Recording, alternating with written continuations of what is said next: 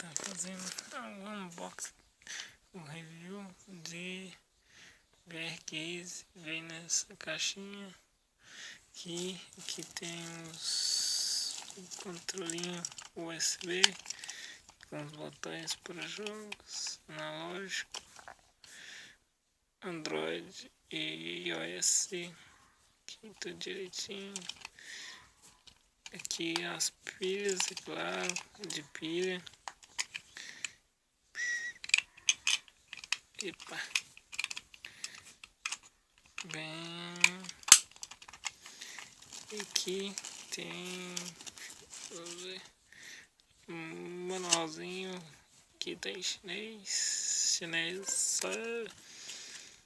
Aqui a fotinha, aqui por dentro, chinês também, mas tem, deixa eu ver, por dentro tem algumas coisas em inglês, mesmo que a gente não sabe também. Deixa aqui no cantinho.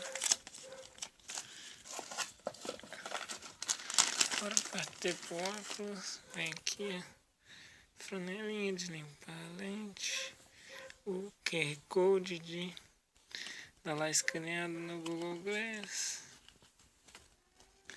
do Google Cardboard. Tudo de chinês. Eu chamo a franelinha. Aqui pra... Ele é bem bonito.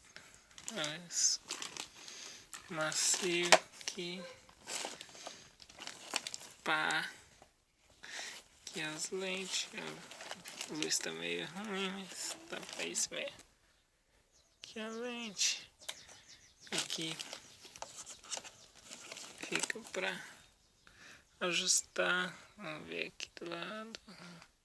Aqui deve ser o buraco para depois colocar o carregador, o fone, sei lá. Aqui abre para jogo de realidade aumentada. E é isso, não vou estar testando agora. A cinta parece ser bem resistente. Eu gostei. Em breve talvez tá fazendo mais vídeo. É isso aí. Gostou? Dá like e até mais.